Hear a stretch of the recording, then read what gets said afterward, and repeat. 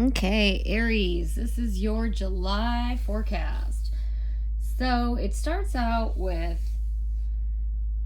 breadcrumbing. There's definitely, this is all about love. This reading is just purely about love because the first thing we have is two sixes. You have the Six of Pentacles in reverse, and then you have the Six of Wands. And what this tells me is that this is about the home, this is about relationships, and this is usually about love, nurturing somebody. And the first thing we have here is when you see the Six of Pentacles in reverse, that usually means an imbalance. There's breadcrumbing.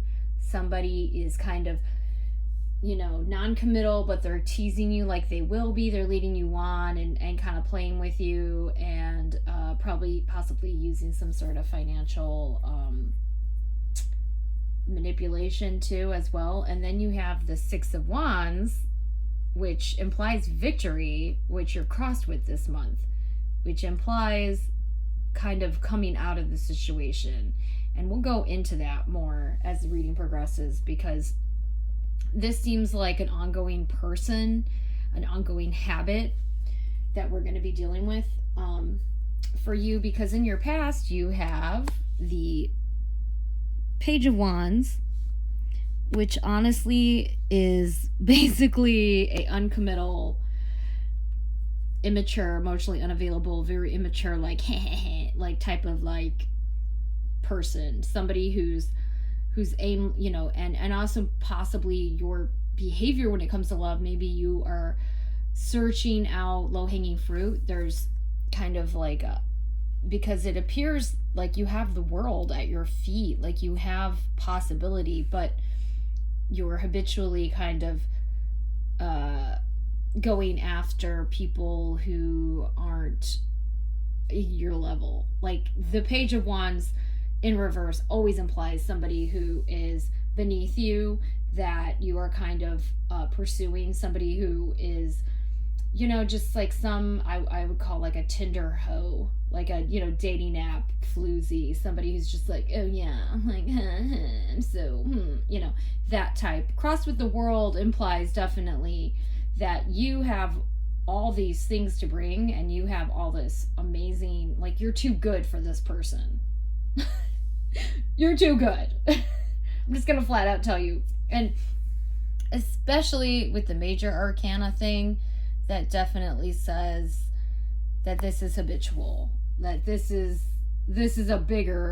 just this person, this is something that is an ongoing habit, because you have the Emperor upright and you have Strength in reverse. So what this tells me is, with the Emperor upright, you need to have basically you need to have more boundaries when it comes to love, higher standards, and you're not expressing what you need. You're not expressing how you feel. It's almost like you're being shamed out of it, or you're afraid, because the Strength in reverse implies that you are definitely afraid of your unexpressed emotions. Like you're afraid, like you're holding back, and it's not good. These are two things together blatantly telling me, Aries, that you need to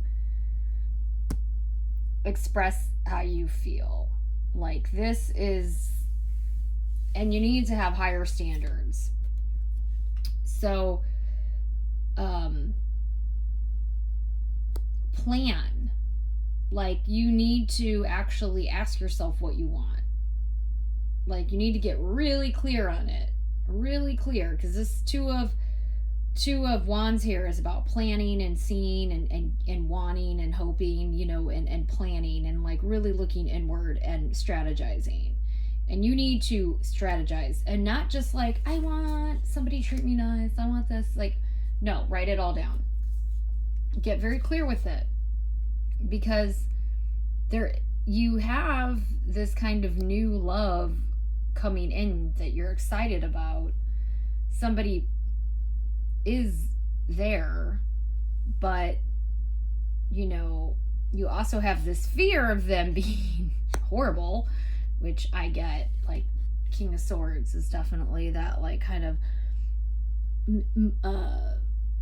intellectually, mentally manipulative lover that gaslights you, that manipulates you, that reels you in and confuses you.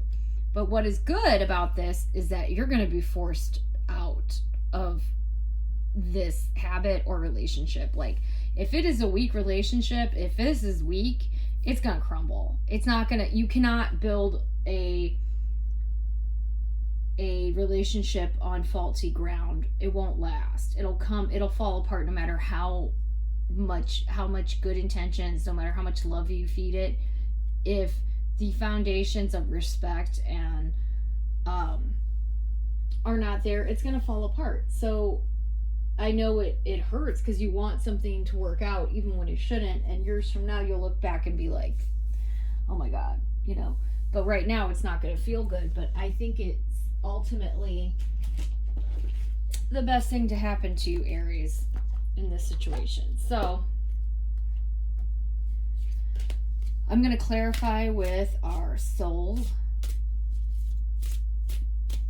cards. What does Aries need to know about this relationship? What does Aries need to know about this relationship?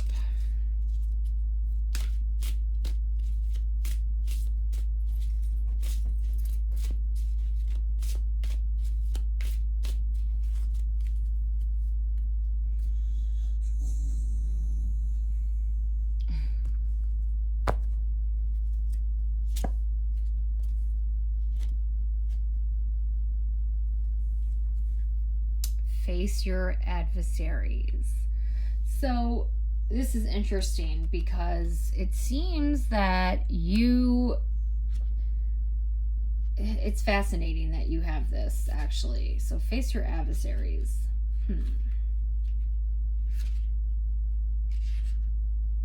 Are you remaining passive in the face of people or circumstance that are morally, ethically, or even physically disrespectful to you? Are you aware of the injustices or breaches of contract that undermine your sense of safety or self-confidence, and you are ignoring them? Are you wondering whether to speak up or remain silent to avoid confrontation?